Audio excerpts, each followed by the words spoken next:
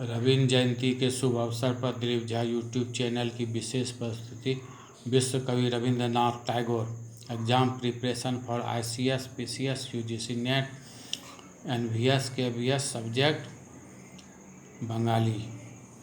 असाधारण प्रतिभाशाली कवि, चित्रकार और संगीतकार रविंद्रनाथ टैगोर को 1913 ईस्वी में साहित्य का नोबेल सम्मान मिला था।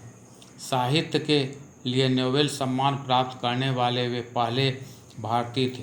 गुरुदेव रविंद्रनाथ टैगोर मुख्य रूप से एक कवि थे, जिनकी कविता, नाटक, लघु कहानियाँ और उपन्यास विधा में 50 से अधिक किताबें प्रकाशित हुई थी। उन्होंने कई गीत भी लिखे, जिनका संगीत उन्होंने खुद दिया।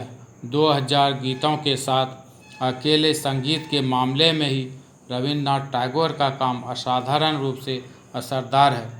रविंद्रनाथ टैगोर अपने जीवन के अंतिम 10 वर्ष पेंटिंग करते रहे। टैगोर ने लिखा है, साहित्य में शोर है, चित्रकला एक खामोश कला है। एक कविता में गुरुदेव लिखते हैं कि मैं चित्र बनाना चाहता हूँ, उस तरह जैसे आदि मानव दीवारों पर चित्र उकेरते हैं। वे जब आदि मानव की बात कर रहे होते हैं तो मानवतावाद की बात कर रहे होते हैं। रविंद्रनाथ टैगोर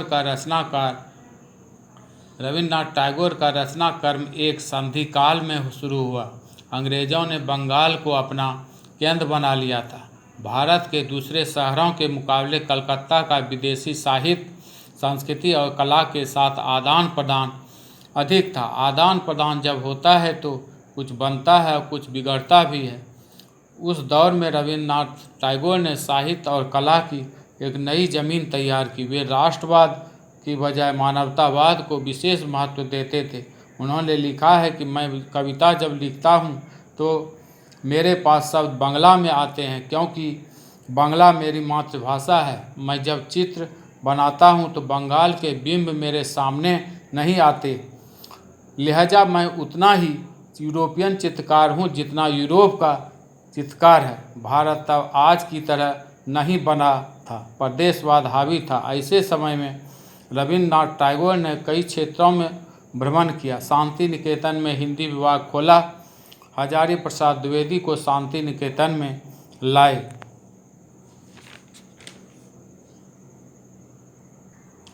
विश्व भारती की कल्पना एक वैश्विक कल्पना थी। रविंद्रनाथ टैगोर हिंदुस्तान के ऐसे पहले चित्रकार थे जिनके चित्रों की 1931 ईस्वी में दुनिया भर में कम से कम 12 शहरों में प्रदर्शनी लगी थी। चित्र के बारे में रविंद्रनाथ टैगोर ने स्पष्ट कहा है, चित्र समझने की नहीं, अनुभव करने की चीज़ होती है। टैगोर के चित्रों में आम आदमी है, यहाँ से कला को एक नई दिशा मिलती है। कला के छात्रों के पाठ्यक्रम का आरंभ रविंद्रनाथ टैगोर के चित्रों से होना चाहिए। इससे वे चित्र बनाना सीख सकेंगे। टैगोर की हर रचना नियतिवाद के खिलाफ जाती है। उनका पूरा जीवन एक उद्देश्य से भरा था। समाज के जो अंधेरे इलाके थे उस पर रविंद्रनाथ टैगोर की नज़र हमेशा बनी रही। रविंद्र जयंती के शुभ अवसर पर दिलीप झा यूट्यूब चैनल के माध्यम से विश्व कवि गुरु रविंद्रनाथ टैगोर को शत शत नमन और सभी श्रोताओं को ढेर सारी शुभकामनाएं।